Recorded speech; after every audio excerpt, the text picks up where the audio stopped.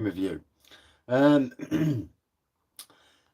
trying to do a review, an updated review on any pubs and tap rooms that I've been each year. So um, this year, I've been to Neon Raptor a few times this year, but the first time I've actually done another review. I did a review last year when I went, obviously.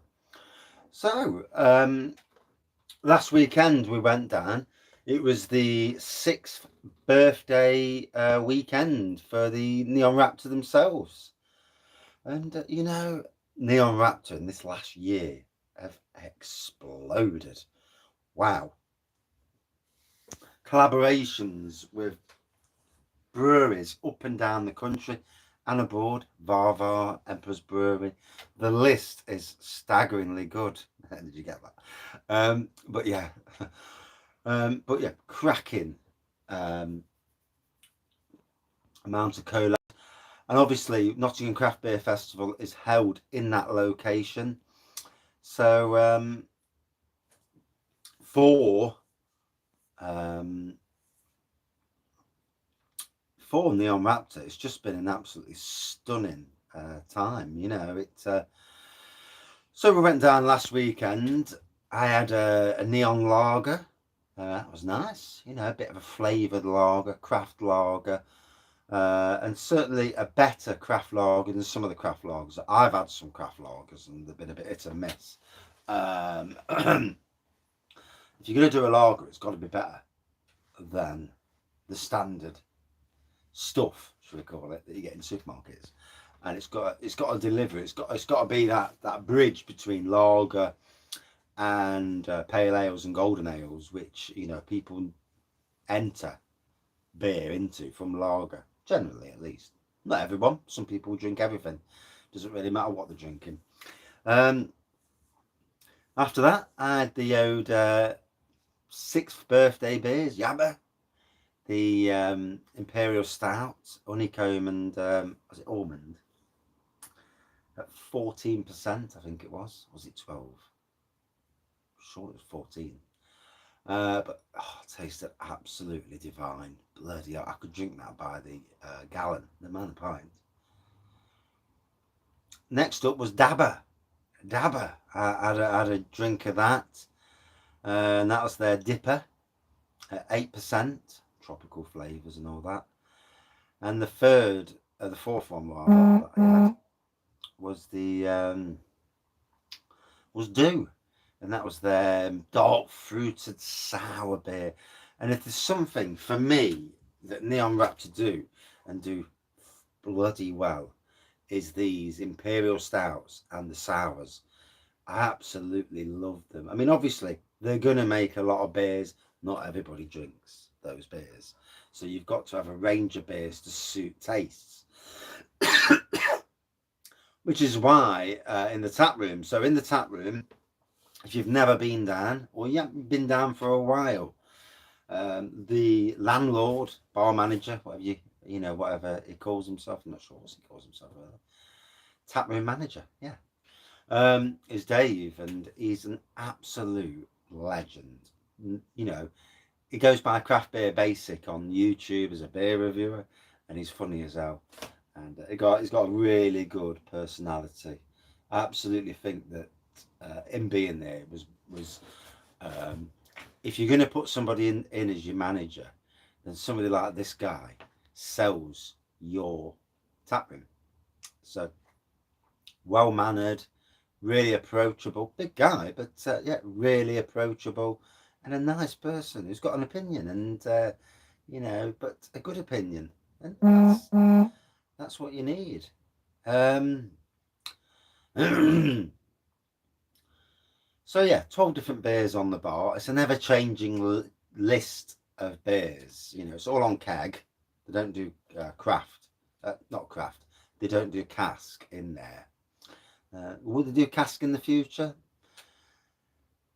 I suppose they could. I mean, the way the bar is in there, you could actually put cask directly above on the mezzanine layer and actually have a fridge or a cooling area that's built in where you could put 4 or 5 casks and actually have it done and have like an aircon unit that keeps them to a certain temperature. Just an idea, guys. But and you're not wasting loads of beer, which I would think is awful for any brewer to waste beer. It must. You know, the closest that you can get your beer to them lines is the best. Chucking good beer away. Whew, I know you got to clean the pipes and all that stuff, and sometimes you just send the beer down, and it does that for you because it's a different beer and it'll take over. Yeah, first beer might be a bit different, but yeah, there's an idea. Because we know Neon Raptor do cask as well. Obviously, there's a beer fridge in there, so you've got half the fridge is basically Neon Raptor stuff. The other half is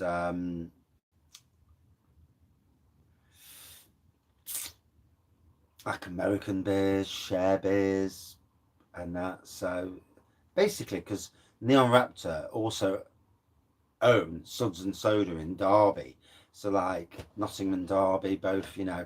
So in some ways, you can sell American beers there, which is good, you know, because somewhere in Nottingham should do it. And let's talk about the location anyway. The location of Neon Raptor is an amazing area, literally an amazing area. So you've got Neon Raptor here, lots of eateries, local shops. So if you go around at the right time of day, early in the day, you might catch these local shops open. And it, you know, it's a community that all helps each other's out, and I think that is absolutely stunning. So on the beer front, if we're just talking beer, you've got the Bath Inn, so they have lots of craft beers in. Partisan Tavern, King Billy, 500 yards away, Liquid Lights Tap Room, Fox and Grapes, Castle Rock Brewery's pub, that does a lot of craft as well.